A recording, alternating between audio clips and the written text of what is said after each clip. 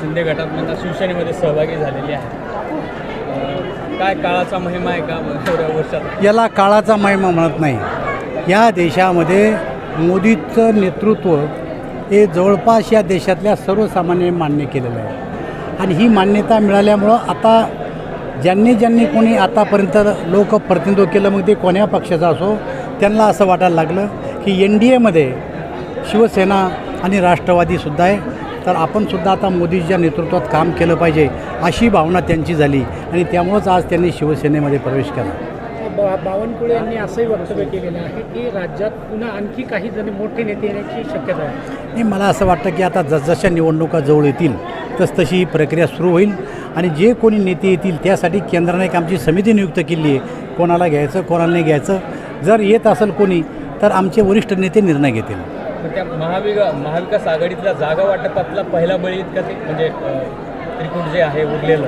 हे बघा, महाविकास आघाडीमध्ये अनेक नेते असे आहेत की जे स्वतःला असुरक्षित समजतात, कारण त्या पक्षामध्ये नेतृत्वच उरलं नाही आणि शेवटी देशाचं राज्याचं नेतृत्व जर करायचं असेल तर त्या पक्षाचं नेतृत्व हे मजबूत असावं लागतं. कदाचित त्या लोकांना असं वाटतं की आपल्या नेतृत्वात दम नाही आहे पुढची सत्ता आणण्याची. सत्ता आणली तर लोकांची सेवा करता येईल, तर सत्ताची येत नसेल तर यांच्यात राहून फायदा काय?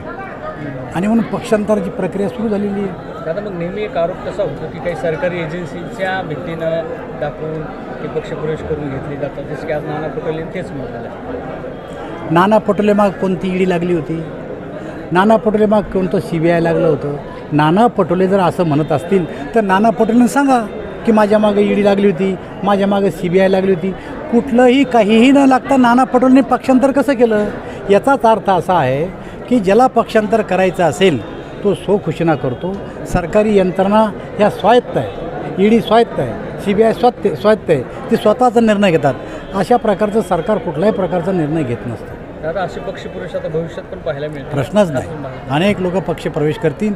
भारतीय जनता पार्टीत, कोणी राष्ट्रवादीमध्ये, कोणी शिवसेनेमध्ये येतील आणि मोदींच्या नेतृत्वात काम करतील. तुम्हाला बी करत असतील ना कोणी संपर्क? तुम्हालाही संपर्क करतात? बघू पुढं काय होतं. ठीक आहे.